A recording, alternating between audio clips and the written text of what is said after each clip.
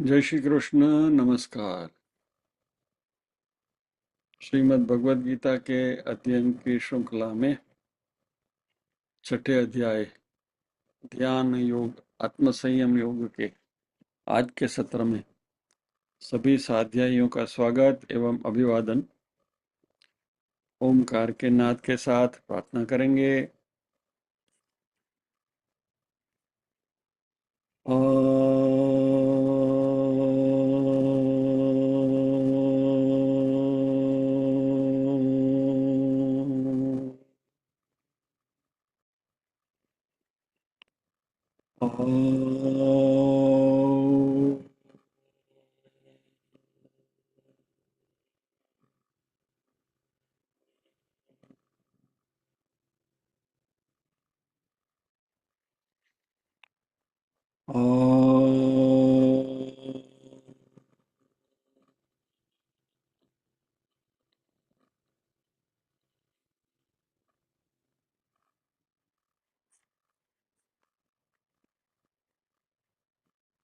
वक्रतुंड महाकाय सूर्यकोटिसमप्रभ निर्विघ्नं कुरु मे देव सर्वकार्येषु सर्वदा। या कुन्देन्दुतुषारहारधवला या शुभ्रवस्त्रावृता या वीणावरदण्डमण्डितकरा या श्वेतपद्मासना या ब्रह्माच्युतशङ्कर प्रभृतिभिर्देवैः सदा वन्दिता। सा मां पातु सरस्वती भगवती निःशेषजाड्यापहा। वसुदेवसुतं देवं कंसचाणूरमर्दनं देवकी परमानन्दं कृष्णं वन्दे जगद्गुरुम्। ॐ सहनाववतु सहनौ भुनक्तु सह वीर्यं करवावहै तेजस्विनावधीतमस्तु मा विद्विषावहै। ॐ शान्ति शान्ति शान्तिः। यत्र योगेश्वर कृष्णो यत्र पार्थो धनुर्धरः तत्र श्रीर्विजयो भूतिर्ध्रुवा नीतिर्मतिर्मम।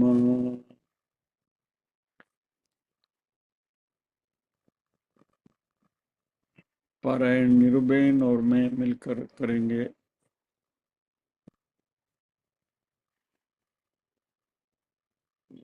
अनम्यूट करता हूँ। निरुबेन अनम्यूट करो। शुरू करो। तो एक एक श्लोक આપણે વારાફરતી બોલીએ। ओम श्री परमात्मने नमः।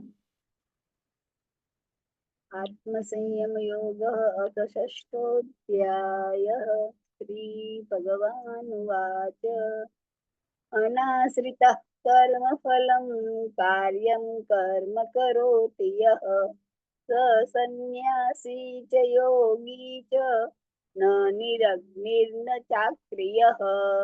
यं सन्न्यासमिति प्राहुर्योगं तं विद्धि पाण्डव न ह्यसन्न्यस्तसङ्कल्पो योगी भवति कश्चन। आरुरुक्षोर्मुनेर्योगं कर्म कारणमुच्यते योगारूढस्य तस्यैव शमः कारणमुच्यते।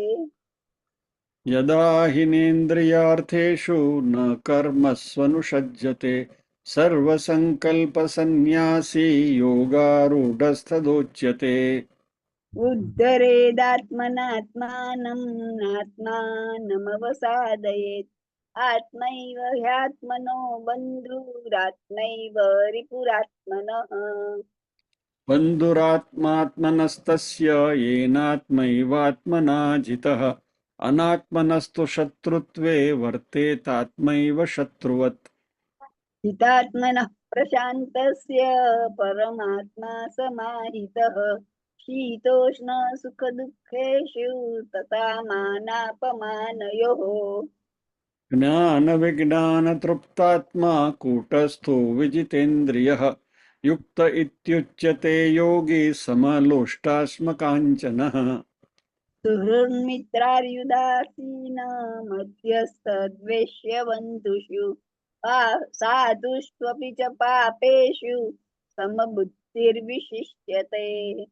योगी युञ्जीत सततमात्मानं रहसि स्थितः एकाकीयत चित्तात्मा निराशीरपरिग्रहः। शुचौ देशे प्रतिष्ठाप्य स्थिरमासनमात्मनः नात्युच्छ्रितन्नातिनीचं चैलाजिनकुशोत्तरम्। थोड़ी स्पीड वधारिए बेन। तत्रैकाग्रं मनः कृत्वा यत चित्तेन्द्रियक्रियः उपविश्यासने युञ्जात् योगमात्मविशुद्धये। समं कायशिरो ग्रीवं धारयन्नचलं स्थिरः सम्प्रेक्ष्य नासिकाग्रं स्वं दिशश्चानवलोकयन्। प्रशान्तात्मा विगतभिर्ब्रह्मचारिव्रते स्थितः मनः संयम्य मच्चित्तो युक्त आसीत मत्परः। युञ्जन्नेवं सदात्मानं योगी नियतमानसः शान्तिं निर्वाणपरमां संस्थामधिगच्छति। नात्यश्नतस्तु योगोऽस्ति न चैकान्तमनश्नतः न चाति स्वप्नशीलस्य जाग्रतो नैव चार्जुन। युक्ताहारविहारस्य युक्तचेष्टस्य कर्मसु युक्तस्वप्नावबोधस्य योगो भवति दुःखः। यदा विनियतं चित्तमात्मन्येवावतिष्ठते निःस्पृहः सर्वकामेभ्यो युक्त इत्युच्यते तदा। यथा दीपो निवातस्थो नेङ्गते सोपमा स्मृता योगिनो यतचित्तस्य युञ्जतो योगमात्मनः। यत्रो परमते चित्तं निरुद्धं योगसेवया यत्र चैवात्मनात्मानं पश्यन्नात्मनि तुष्यति। सुखमात्यन्तिकं यत्तद्बुद्धिग्राह्यमतीन्द्रियं वेत्ति यत्र न चैवायं स्थितश्चलति तत्त्वतः। यं लब्ध्वा चापरं लाभं मन्यते नाधिकं ततः यस्मिन् स्थितो न दुःखेन गुरुणापि विचाल्यते। तं विद्याद्दुःखसंयोग वियोगं योगसन्नितं स निश्चयेन योक्तव्यो योगो निर्विण्णचेतसा। सङ्कल्पप्रभवान् कामान् त्यक्त्वा सर्वान् शेषतः मनसैवेन्द्रियग्रामं विनियम्य समन्ततः। शनैः शनैरुपरमेद्य बुद्ध्या धृतिगृहीतया आत्मसंस्थं मनः कृत्वा न किञ्चिदपि चिन्तयेत्। यतो यतो निश्चरति मनश्चञ्चलमस्थिरं ततस्ततो नियम्येतदात्मन्येव वशं नयेत्। प्रशान्तमनसं ह्येनं योगिनं सुखमुत्तमम् उपैति शान्तरजसं ब्रह्मभूतमकल्मषम्। युञ्जन्नेवं सदात्मानं योगी विगतकल्मषः सुखेन ब्रह्मसंस्पर्शमत्यन्तं सुखमश्नुते। सर्वभूतस्थमात्मानं सर्वभूतानि चात्मनि ईक्षते योगयुक्तात्मा सर्वत्र समदर्शनः। यो मां पश्यति सर्वत्र सर्वं च मयि पश्यति तस्याहं न प्रणश्यामि स च मे न प्रणश्यति। सर्वभूतस्थितं यो मां भजत्येकत्वमास्थितः सर्वथा वर्तमानोऽपि स योगी मयि वर्तते। જય શ્રી કૃષ્ણ બેન આગળનો શ્લોક લેવાનો છે આપણે 32મો. બી ધેર.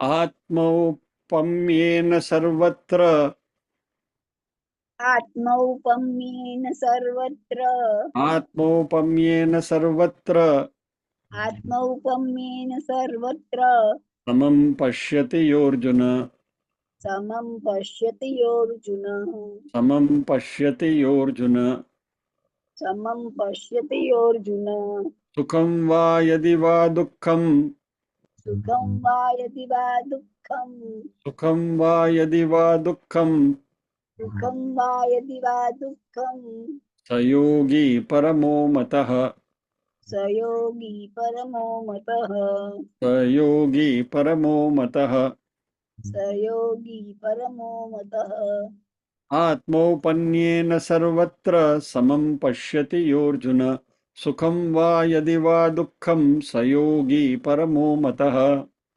आत्मौपम्येन सर्वत्र समं पश्यति योऽर्जुन सुखं वा यदि वा दुःखं स योगी परमो मतः आत्मौपम्येन सर्वत्र समं पश्यति योऽर्जुन सुखं वा यदि वा दुःखं स योगी परमो मतः।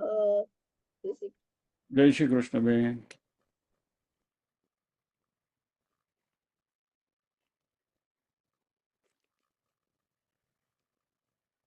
आत्मौपम्येन सर्वत्र समं पश्यति यह अर्जुन सुखम वा यदि वा दुखम स योगी परमो मतः।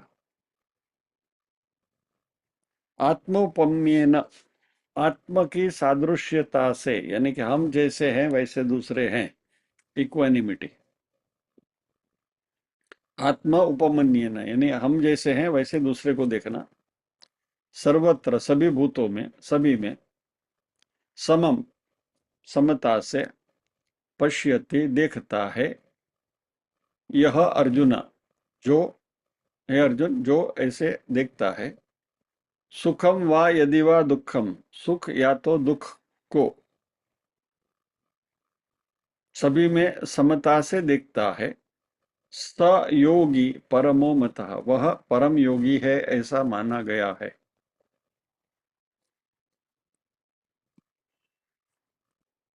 हे अर्जुन जो योगी अपनी भांति संपूर्ण भूतों में सम देखता है और सुख अथवा दुख को भी सब में सम देखता है वह योगी परम श्रेष्ठ माना गया है।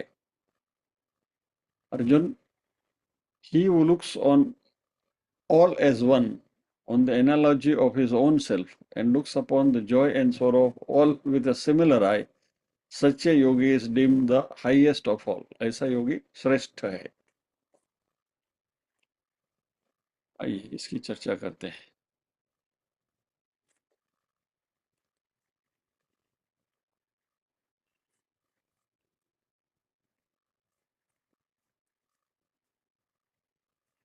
यहाँ भगवान कहते हैं कि ज्ञानी का जो मन है वो इतना विशाल हो जाता है, इतना एक्सपांड होता है कि वह सभी में समता अपने जैसे दिखता है। जैसे मैं हूं वैसे सब हैं। और अभी इस योगी को आत्म तत्व के बारे में मालूम है, मैं आत्मा हूं और मात्र इस शरीर से संलग्न ऐसा नहीं हूं, मैं वही आत्म तत्व हूं जो सभी शरीरों से संलग्न है और इसलिए सारे शरीर जो हैं वो मेरे जैसे ही हैं। और यह जो वैश्विक ऐक्यता यूनिवर्सल आइडेंटिफिकेशन जो होता है, कृष्ण कहते हैं कि ऐसी दृष्टि आने से यह जो योगी है वह योगी किसी को नुकसान नहीं पहुंचाता,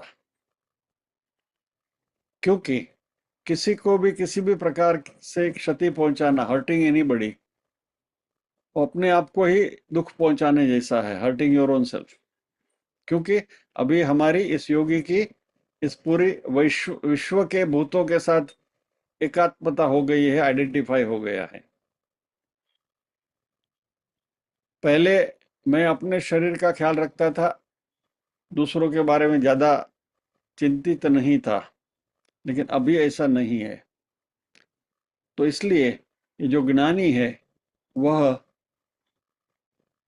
करुणा का करुणा मूर्ति हो जाता है, स्वयं करुणा से गदगदित हो जाता है, दया उसमें आ जाती है। इसलिए अहिंसा भी ऑटोमेटिकली आ जाती है, क्योंकि दूसरे किसी को किसी भी प्रकार की क्षति पहुंचती है तो इस योगी को भी दुख होता है, और इसलिए दूसरों के जो दुख है उसमें वो स्वयं भी दुखी होता है, और इसलिए वो किसी को भी दुख पहुंचाता नहीं है। तो कृष्ण कहते हैं कि आत्मोपम्येन सर्वत्र पश्यति, सभी में अपने आप को ही देखता है, अपने जैसे ही सबको देखता है।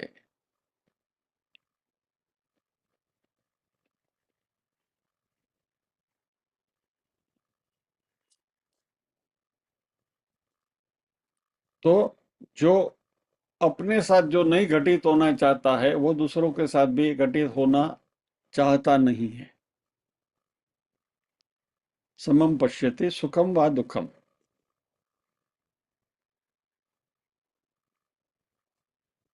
अभी ये सुखम और दुखम की व्याख्या यहाँ इस तरीके से करनी है कि मेरे सुख में तो मैं सुखी हूं ही, लेकिन दूसरा सुखी होता है तो भी मैं सुखी हूं।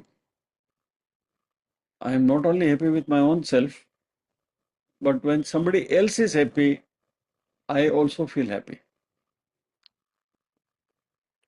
और फिर इसमें जेलसी या तो ईगो की कोई गुंजाइश नहीं होती, या तो मैं अपने आप को किसी से सुपीरियर नहीं समझता हूँ, बड़ा नहीं समझता हूँ, और दूसरों के सुख में मैं भी सुखी होता हूँ।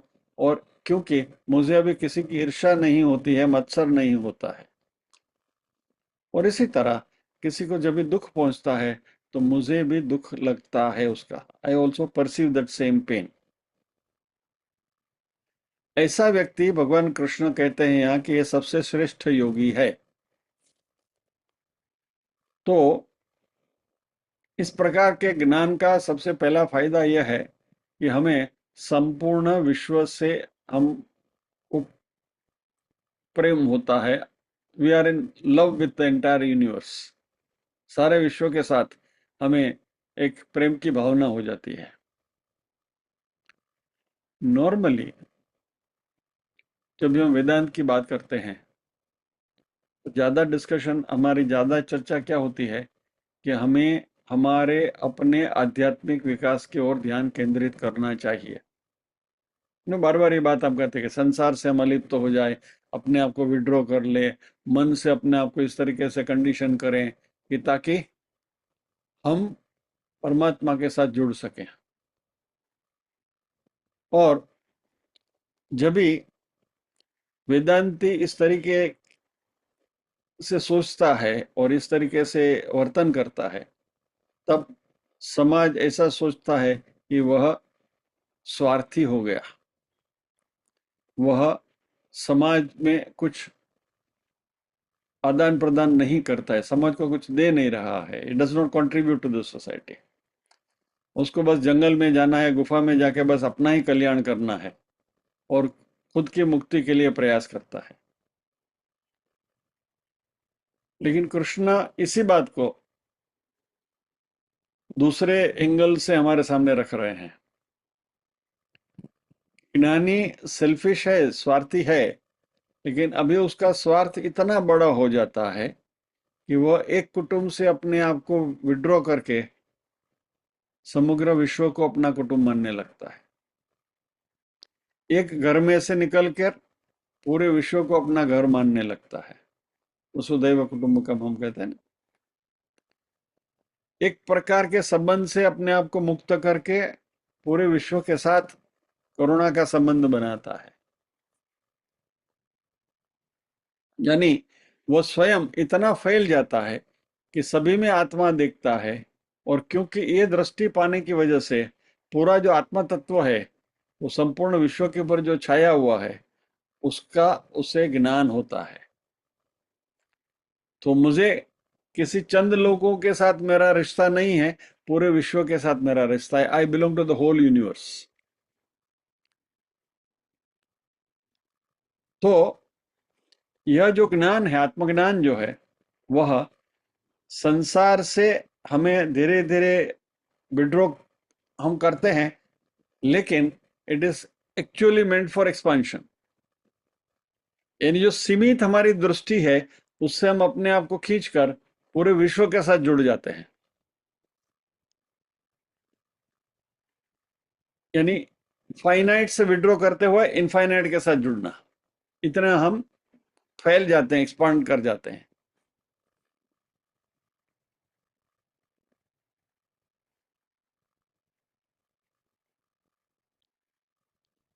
तो फिर हमारी अपनी कोई स्पेसिफिक आइडेंटिटी नहीं होती है कि मैं ये हूँ, मैं तमिलियन हूँ, या तो मैं महाराष्ट्रियन हूँ, या तो मैं गुजराती हूँ, या तो मैं भारतवासी हूँ, या तो मैं अमेरिकन हूँ, या तो मैं ब्रिटिश हूँ, मैं गोरा हूँ, मैं काला हूँ, एटसेट्रा एटसेट्रा। ये सारे भेद जो मिट जाते हैं।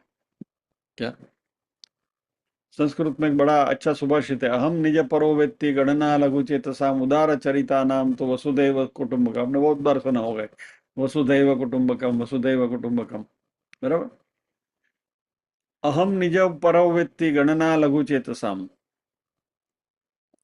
मेरा सही है दूसरे का गलत है, ऐसी जो छोटी सी बात मन में रखते हैं, लघु चेतसाम, यानी पीपल विथ स्मॉल माइंड। लेकिन जो उदार चरिता नाम, जो उदार चरित्र वाले हैं, उनके लिए वसुधैव कुटुंबकम, वसुधा एव कुटुंबकम, वसुधा यानी पृथ्वी, संपूर्ण विश्व जो है वही मेरा कुटुंब है।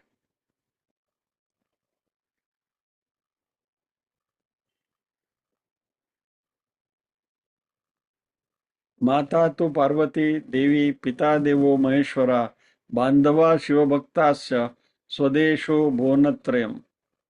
यानी माता पार्वती, पिता महेश्वर शिव जी, शिव भक्त जो हैं वो मेरे सारे बंधु हैं, और जो तीन भुवन है वो मेरा निवास स्थान है। स्वदेशो भुवनत्रयम्, यानी the whole world, whole creation belongs to us, ऐसा भाव हमारे मन में आता है। अभी यहाँ भगवान समत्व की बात करते हैं। समत्व योग है, श्रेष्ठतम योग है, ऐसा भगवान कहते हैं। सुख दुख अनुकूल प्रतिकूल सभी स्थितियों में जो समता से दिखता है। अब ये तो नॉर्मल बात है,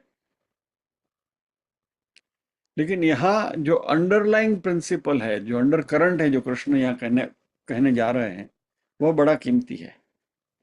यानी सबको सम देखना एक बात है, लेकिन अपने जैसे सबको सम देखना, इसमें ये दो चीज में फर्क है। ये थोड़ा कठिन है।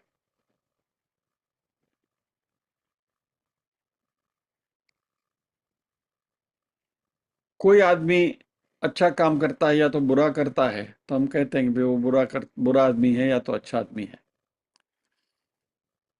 लेकिन हमने कुछ बुरा किया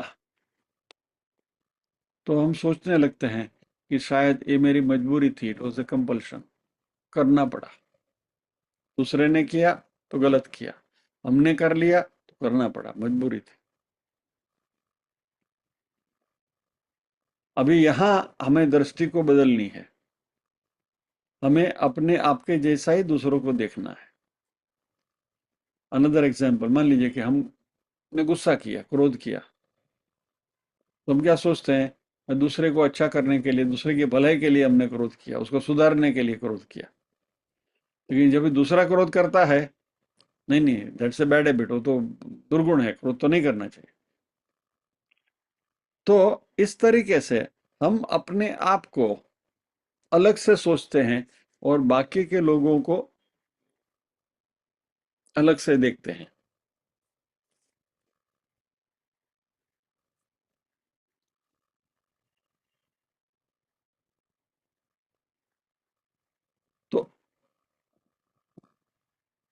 ज्यादातर लोगों का देखने का नजरिया क्या है कि भाई मैं करता हूं वो सही करता हूं, दूसरा करता है वह सही नहीं है। मैं ऐसा नहीं कहूँगा गलत करता है, सही नहीं है।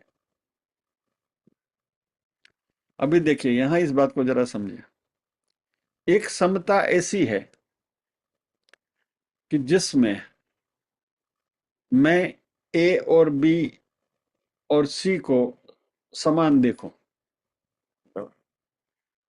एक व्यक्ति, दूसरा व्यक्ति, तीसरा व्यक्ति, छगन मगन और तीसरा कोई, ये तीनों को मैं एक सरीका देखूं। छगन मगन ही रखो, छगन और मगन दोनों को मैं समत्व से देखो। छगन जैसा है वैसा ही मगन है, ये दोनों को समान समझो। ये समता इतनी गहरी या तो डिफिकल्ट नहीं है। असली समता तो यह है कि मैं छगन को भी मेरे जैसा समझूं और मगन को भी मेरे जैसा समझूं। मैं जैसा हूं वैसा मैं छगन के साथ व्यवहार करूं, और मैं जैसा हूं वैसा ही व्यवहार मैं मगन के साथ करूं। यानी कि अपने अपने आप के साथ उसको इक्वेट करूं। दो अलग आदमियों को एक दूसरे को सही समान समझने में कठिनाई नहीं है, लेकिन उन दोनों को अपने जैसे समझने में कठिनाई है। क्योंकि जब हम दूसरे दो को समान समझने तो लगते हैं, तो हम क्या हो जाता है, हम जजमेंटल बन जाते हैं। हाँ, वो दोनों आदमी बहुत अच्छे हैं, क्या मान लीजिए कि अपने यहाँ ग्रुप में नवनीत भाई और उनके भाई कमलेश भाई हैं, तो okay I can say very comfortably भाई नवनीत भाई और कमलेश भाई दोनों भाई बहुत अच्छे हैं, they are very good people. But while trying to do that, मैं क्या कर रहा हूं, मैं अपने आप को जजमेंटल बना जाता हूं। मैं मजिस्ट्रेट की कुर्सी पर बैठ गया, मैं उनके बारे में जज करके उनको इक्वेट करता हूं, लेकिन मैं अपना क्या है वो देखता नहीं।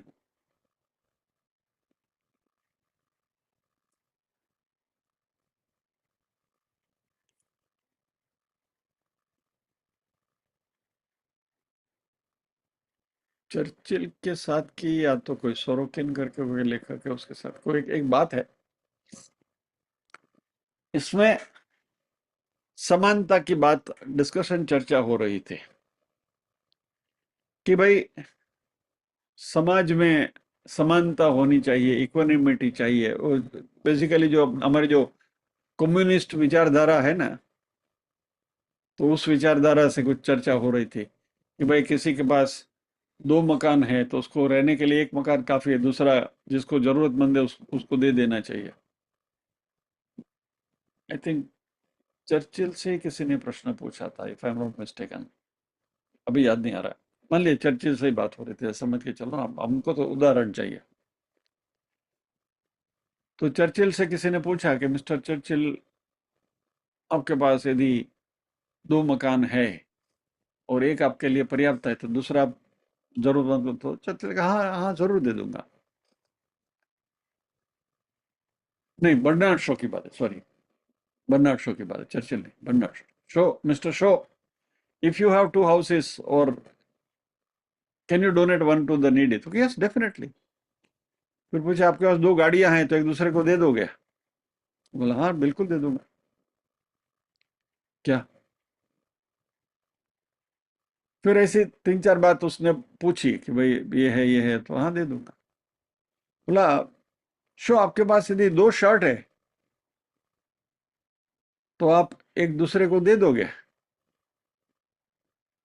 तो शो ने बोला कतई नहीं। तो बोला क्यों, अभी तो आप सब कुछ देने को राजी थे, कि एक एक जो आपकी जरूरत की चीज जो आप रख लेने को राजी थे और दूसरा किसी को जरूरतमंद को देने के लिए राजी थे, और अभी मैं शर्ट की बात पूछता हूं तो आपने बिल्कुल अबाउट टर्न कर दिया। तो बोला देखो, मेरे पास दो घर नहीं है, मेरे पास दो गाड़ी नहीं है, मेरे पास दो कंप्यूटर नहीं है, मेरे पास ये दो दो ब्ला ब्ला ब्ला ब्ला दो दो नहीं है, लेकिन शर्ट तो मेरे पास दो है,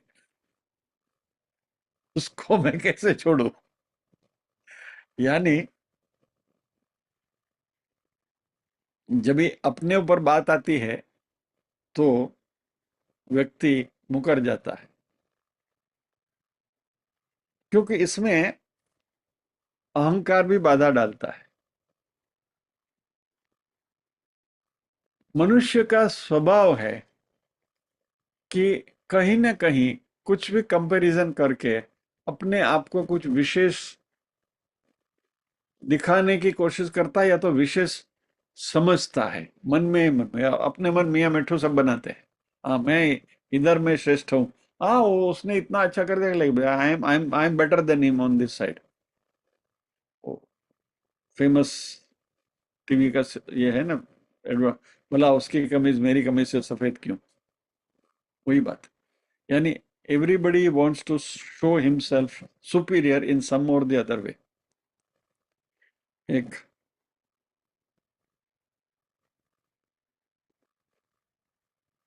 वैष्णव संप्रदाय की एक खूबी है,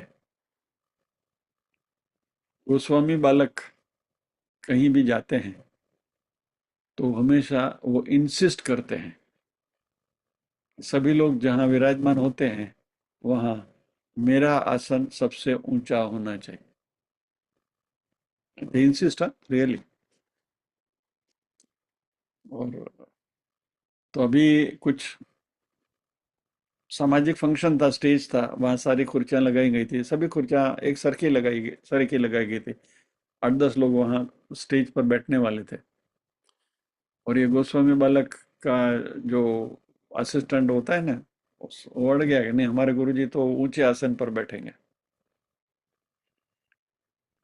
फिर वो जो ऑर्गेनाइजर थे उसमें से कोई एक इंटेलिजेंट व्यक्ति था, उसने बोला एक काम करते हैं, आपके गुरुजी जहाँ जिस आसन पर बैठने वाले हैं ना, उसके ऊपर हम छोटी सी दरी बिछा देंगे,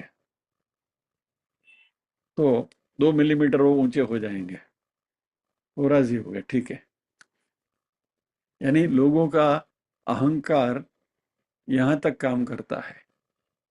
और यहाँ कृष्ण कहते हैं कि सबको अपने जैसा देखो। और मजे की बात यह है कि जब भी ऐसी कोई आध्यात्मिक विचार विमर्श की, विचार गोष्ठी की, संगोष्ठी की जब भी ऑर्गेनाइजेशन होती है, इसमें जब ये लोग वापस ये सब के सब जो वहां बैठते हैं, वो सब भगवत गीता के ऊपर प्रवचन भी करते हैं। जब ये श्लोक आता है तो इस श्लोक का विश्लेषण भी करते हैं। सबको समान दिखना चाहिए, अपने जैसा है सबको दिखना है, सब कुछ करते हैं। लेकिन जब ये अपनी बारी आती है तो बोलते हैं कि मेरी दरी ऊंची होनी चाहिए। ये मनुष्य का स्वभाव है।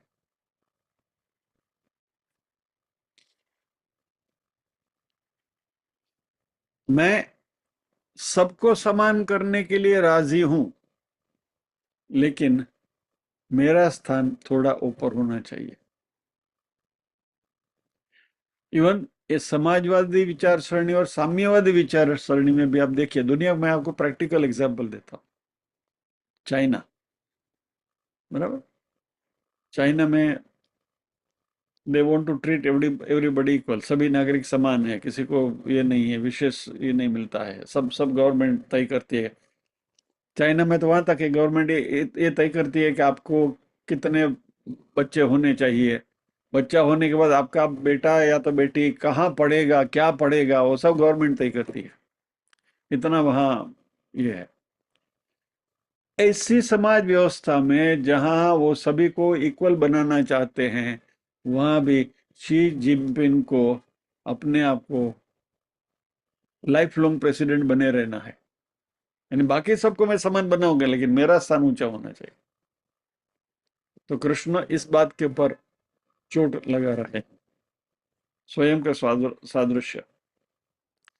तो जब भी दूसरे के संबंध में कुछ भी सोचते हैं, तो अपने जैसा, अपने सादृश, जैसे मेरे साथ घटता है वैसा उसके साथ घटेगा, वैसा हमें सोचना चाहिए। और इससे एक फायदा क्या होगा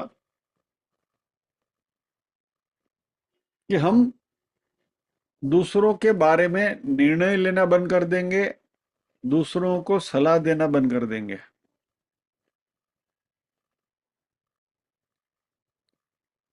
आजकल की युवा पीढ़ी में ये बात कुछ अलग तरीके से आ रही है। आई नीड माई स्पेस, ये स्पेस का बहुत बड़ा झमेला आजकल चल रहा है। पेरेंट्स ने भी बच्चों को कुछ कह दिया, no no daddy you don't understand, we need our space, हमें अपना ये व्यक्तित्व बनाना है। तो ये स्पेस का कंसेप्ट इतना गहरा हो गया आजकल, it it has become social evil now. जो बड़ी एलिट सोसाइटी है, वहाँ घर के सभी सदस्यों को अपनी स्पेस चाहिए, यानी साथ में बैठ भी नहीं सकते। नहीं नहीं, छोड़िए इस बात को, वी नो इट, इसकी ज्यादा।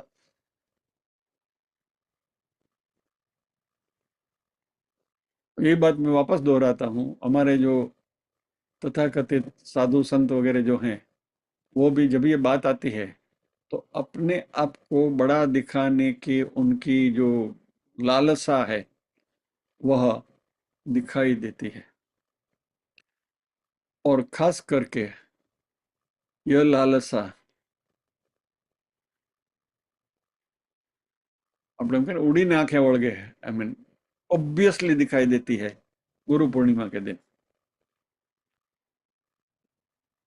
अपने आप को गुरु समझना, लोग हमारे चरण प्रक्षालन करें, क्या ये सब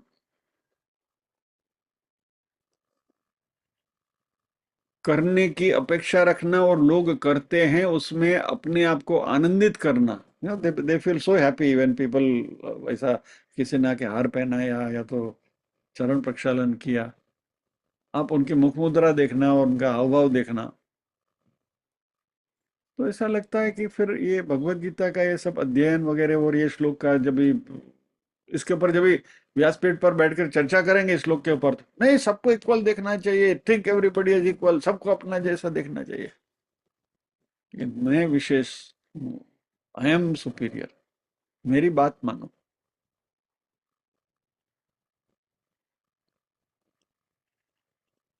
क्योंकि सही संत वो है जो यहाँ कृष्ण कह रहे हैं, योगी वो परम योगी वो है, श्रेष्ठ योगी वो है कि मेरे अंदर मेरे भीतर जो बैठा है वही उसके भीतर है, और हम सब एक ही हैं, इसमें फिर असमानता का सवाल ही कहाँ है।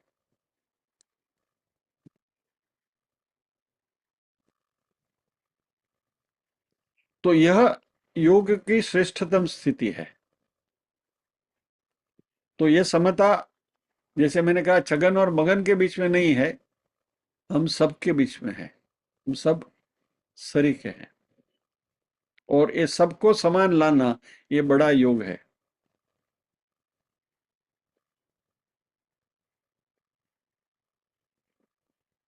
हम जिंदगी भर मैं को ऊपर उठाते हैं और तू को नीचा दिखाने की कोशिश करते हैं, और यहां भगवान कहते हैं मैं और तू दोनों को एक सरीका समझना है।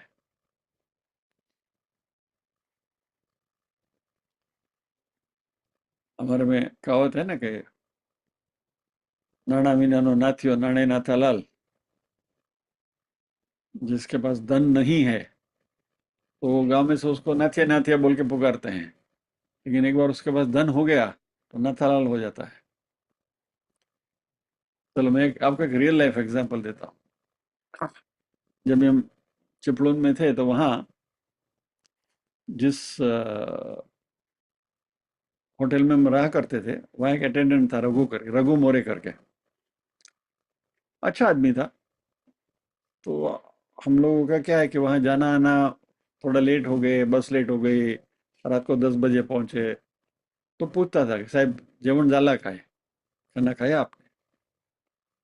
तो हमने बोला नहीं वो आप, तो फिर फटाफट वहीं कुछ पूरी भाजी वगैरह बना देता था, रोटी सब्जी वगैरह, और रात को सबको जो भी ऐसा खिला देता था, और अच्छा बनाता था। तो वहाँ बैंक ऑफ इंडिया थी, बैंक ऑफ इंडिया के ऑफिसर्स आया जाया करते थे। तो उन्होंने देखा कि आदमी में क्षमता है और सिंसियर है, तो उसने उसको कहा कि भैया हम तुमको लोन देते हैं, तुम अपनी खानावळ खोलो, अपनी लॉज खोलो। तो उसको लोन दिया, उसने अपना कारोबार शुरू किया, और वैसे खाना भी अच्छा बनाता था। तो धीरे धीरे उसके धंधे में जमावट होने लगी, और बैंक वालों को भी इंटरेस्ट था कि जब भी हम यहाँ आते हैं तो हमको अच्छा खाना मिले, तो उसके किचन में जाके सब इंस्पेक्ट करते थे, कैसा मटेरियल सब सही यूज करता है कि नहीं, एवरीथिंग इज प्रॉपर है। तो सो प्योरिटी और टेस्ट दोनों का ख्याल रखते, उसके ऊपर निगरानी रखते थे। तो 2-3 साल ऐसी निगरानी रखी तो वो फेमस हो गया, उसकी खाना वाल चलने लगी, तो इतना पैसा कमाया, इतना पैसा कमाया, उसने खुद अपनी होटल बनाई।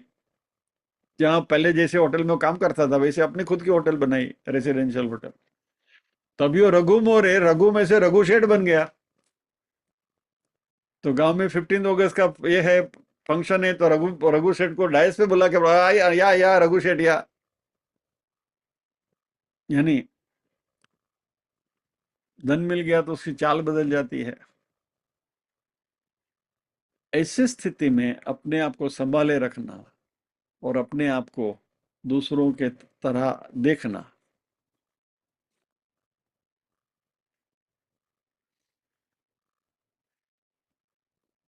एक सिंपल लॉजिकल बात आपसे करता हूं। यदि मैं आपसे कहूं, एक एग्जाम्पल के तौर पे, कि आपका पड़ोसी बहुत अच्छा व्यक्ति है, वो अपना पड़ोसी या तो कोई भी तुम्हारा एक्वेंटेंस कोई भी व्यक्ति है, वो बहुत अच्छा है, वो आपको कन्विंस करने के लिए मुझे आपको एटलीस्ट 5-6 लॉजिक देने पड़ेंगे कि भाई ये ऐसा करता है, देखो अच्छा है। हाँ, नहीं, मुझे पता नहीं।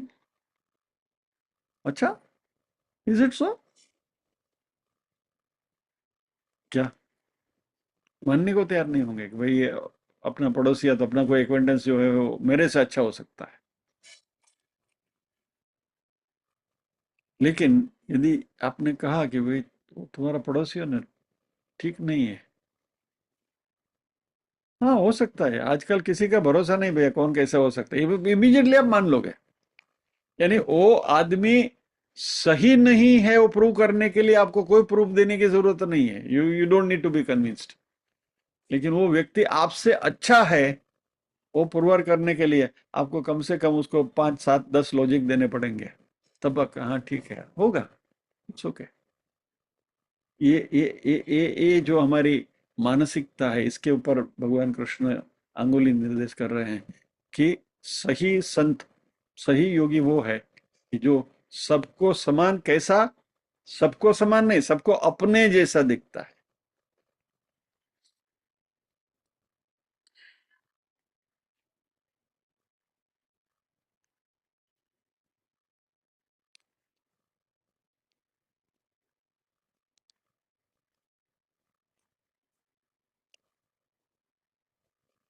जीसस का बहुत फेमस सेंटेंस है जो हमको मालूम है, do not do unto others that you would not like to be done with you, do not like others to do with you. यानी ऐसा तुम दूसरों के साथ व्यवहार मत करो जो व्यवहार दूसरा आपसे करे, जो आपको पसंद नहीं है।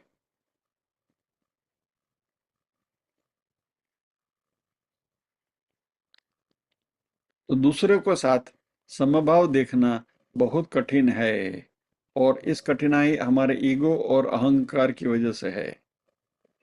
हम कहते मेरे जैसा कोई नहीं।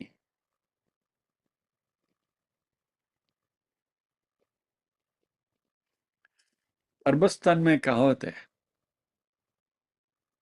कि परमात्मा जब लोगों को इस पृथ्वी पर भेजता है, तो उसको भेजने के समय, दुनिया में भेजने के समय जब वो धक्का देता है यहाँ आने के लिए, तो उसके कान में उसको भगवान कहता है कि मैंने तुझे यूनिक बनाया है, तेरे जैसा दूसरा कोई नहीं बनाया है, और भविष्य में बनाऊंगा भी नहीं। You are unique. और ये भगवान की बात कान में कही गई सुनकर वो पृथ्वी पर आता है, और फिर क्या होता है हमको मालूम है।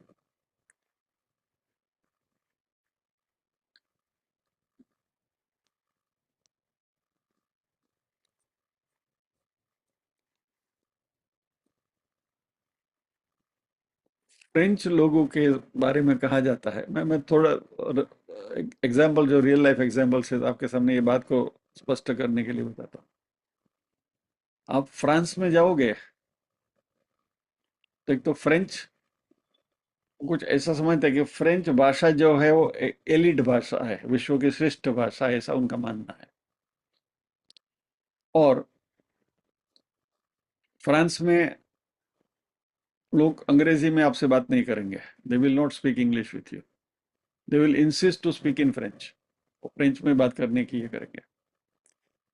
अभी हमारे महाराष्ट्र में भी जो मराठी का चल रहा है ना, वैसे ही नाटक है क्या। तो उसके ऊपर से एक वाक्य कहा जाता है कि French man will not talk to you in English till he comes to know that your French is worse than his English. A Frenchman will not talk to you in English until he comes to know that your French is worse than his English.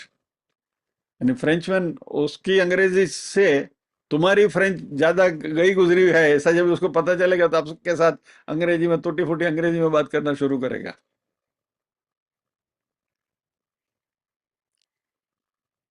The same thing we can apply to Marathi Hindi also now, की मराठी माणूस हिंदीमध्ये बोलणार नाही जिथपर्यंत त्याला समजत नाही की त्याची मराठी स्वतःची हिंदीपेक्षा बर्बाद है, वो उसकी मराठी गई गुजरी है मेरी हिंदी से, तो हिंदी में बात करेगा।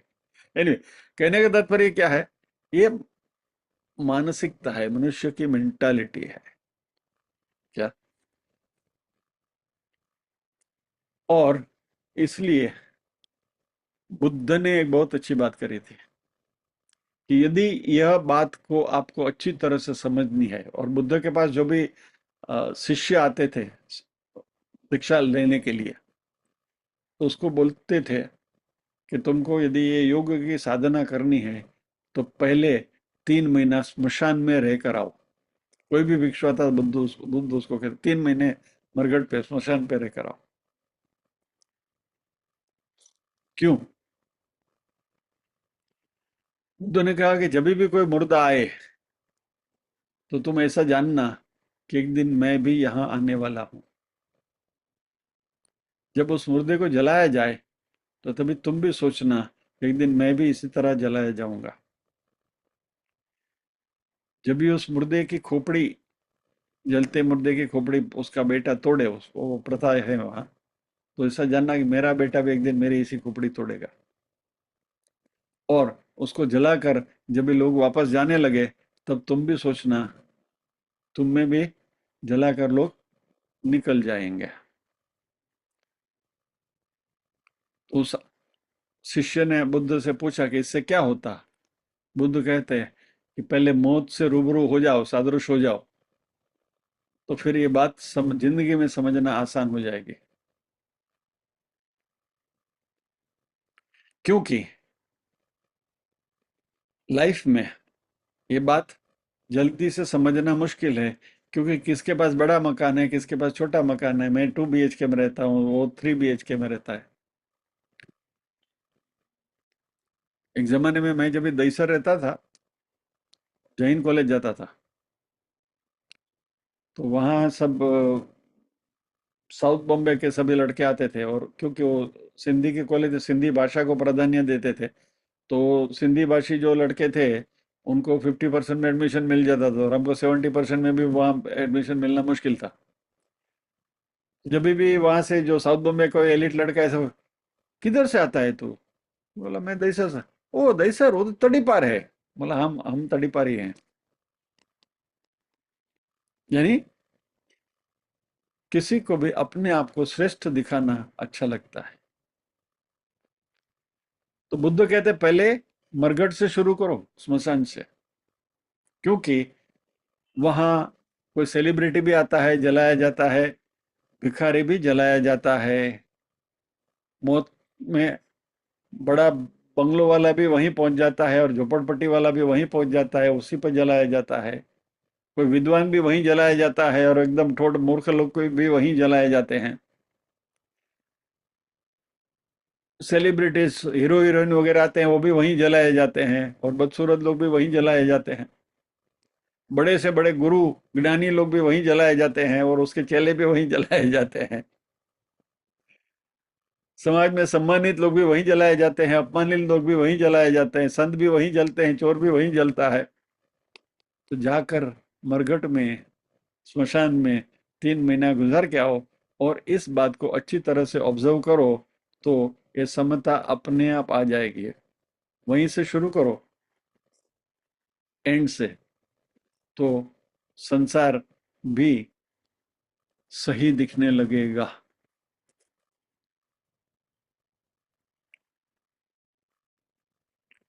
तभी यदि आपसे कोई कहे कि भाई आप तो बड़े ज्ञानी हो, तो फिर आपकी समझ में आएगा कि भाई अभी मैंने देखा है ज्ञानियों को भी जलाते जलते हुए, या तो मिट्टी में मिलते हुए, तो एक दिन मेरी भी यही हालत होने वाली है क्या। तो कृष्ण कहते हैं कि ये जो सादृश्य योग है, वह हमें योग की उच्चतम स्थिति पर पहुंचाता है। तो शुरू कहाँ से करना है बुद्ध के हिसाब से? मौत से शुरू करो, आसानी आसानी हो जाएगी। You will start everybody equal, वहां सब सही इक्वल है, और उसके साथ अपने आप को जोड़ दो।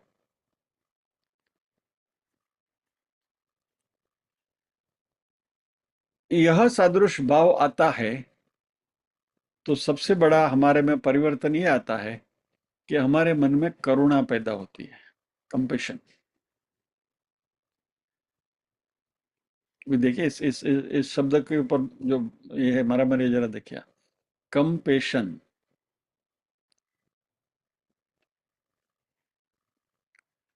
उसमें से आप कम निकाल दो, क्या हुआ? पेशन। तो पेशन और कंपेशन दोनों के बीच क्या फर्क हमें समझना है। पैशन यानी वासना, और कंपेशन यानी करुणा। तो जब तक मैं ऐसा सोचता हूं कि मैं दूसरे से भिन्न हूं, अलग हूं, श्रेष्ठ हूं, तब तक मैं वासना में जी रहा हूं, पैशन में जी रहा हूं। लेकिन जब मैं ये जानना शुरू कर दूं इस श्लोक के हिसाब से कि मैं भी दूसरों के जैसा ही हूं, या तो सब मेरे जैसे ही हैं, तो हम सब सरीखे हैं, तब आप कंपेशन में प्रवेश कर लोगे, करुणा में प्रवेश कर लोगे। You become from passionate to compassionate. Passionate क्या है? मुझे ये चाहिए, मुझे इसके बिना तो नहीं चलेगा, I need this, this is must for me, मेरी ये स्पेशल जगह है, तो मेरा ये स्पेशल पोजीशन है, मुझे ये तो चाहिए ही चाहिए, आई नीड दिस। ये पैशन है, ये वासनाएं हैं। और जैसे ही सबको अपने जैसा समझने लगो, तो इसमें कम जुड़ जाता है, और पैशनेट व्यक्ति बिकम्स कंपेशनेट, यानी वह वासना युक्त व्यक्ति, करुणावान व्यक्ति हो जाता है। तो संसार में दो ही तरह के लोग हैं इस श्लोक के संदर्भ में, या तो वासना में जीने वाले, या तो करुणा में जीने वाले। वासना में वो जीते हैं जो अपने अहंकार को केंद्र में रखते हैं, और करुणा में वो रखते हैं कि जिन्होंने अपना अहंकार पूरा पूरा पिघाल दिया हो।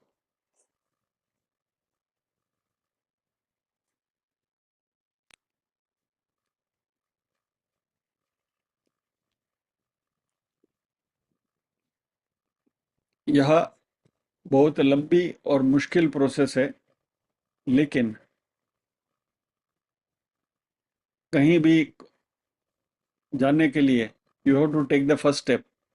तो इस दिशा में अभी से हम सोचना शुरू करें कि मैं, पूरे विश्व के साथ हम जुड़े हुए हैं। विश्व में जो भी लोग हैं, जो भी प्राणी है, यानी मनुष्य ही नहीं, पशु पक्षी सब प्राणी, सब हम वही चैतन्य से जुड़े हुए हैं। That is the same common wifi signal which connects all of us. और ये जो यूनिवर्सल लव है, जो वैश्विक प्रेम है, ये वैश्विक करुणा है, वही ये ज्ञान निष्ठा का फल है। तो यहाँ भगवान ये ज्ञान निष्ठा की बात कर रहे हैं, उसके फल की बात कर रहे हैं। तो समय भी हो गया है, तो आज के हमारे चर्चा को यहीं रोकते हैं और प्रार्थना करेंगे।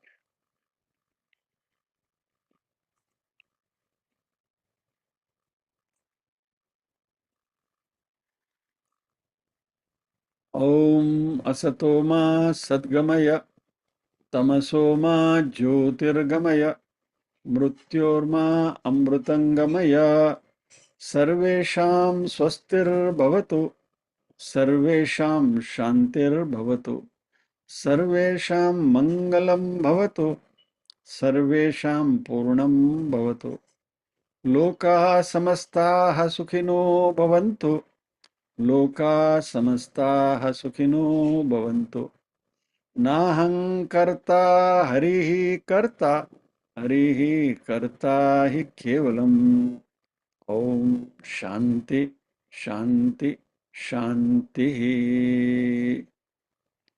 अगली स्लाइड लाने से पहले एक फ्लैश मन में आया है, आपके साथ शेयर कर लूं। 10वां अध्याय विभूति योग हम कर रहे हैं। विभूति योग की चर्चा करते समय हमने ये बात भी देखी थी कि किसी भी व्यक्ति में कोई भी विशेषता हमें दिखे तो उसे परमात्मा की विभूति समझे और परमात्मा का दर्शन करें। यही बात यहाँ यदि हम ले आए तो ये समता प्राप्त करने में हमें ये सहायभूत होगा। यानी विभूति योग को सुपर इम्पोज करें तो ये करुणा और ये समता हमारे में आसानी से आ सकती है, क्योंकि फिर क्या होगा, दूसरों में सद्गुण देखने की हमारी आदत बन जाएगी। It will become our default habit कि हम दूसरों में सद्गुण ही देखेंगे, दुर्गुण को नजरअंदाज करते हैं। यानी अपने से कम कोई है ऐसा हम सोचेंगे ही नहीं, क्योंकि हम तो सद्गुण से भरे हैं, हमारे में तो दुर्गुण है ही नहीं। तो दूसरे का दुर्गुण हम देखेंगे तो हम दूसरे को नीचा देखने की कोशिश करेंगे, वो हमें करना नहीं है, तो हमें सद्गुण ही दिखेंगे। एनीवे, सभी के हृदय कमल में विराजमान वही परम तत्व, वही परम चैतन्य को वंदन करते हुए आज के सत्र को विराम देते हैं। अगला सत्र अगले श्लोक के साथ। जय श्री कृष्ण।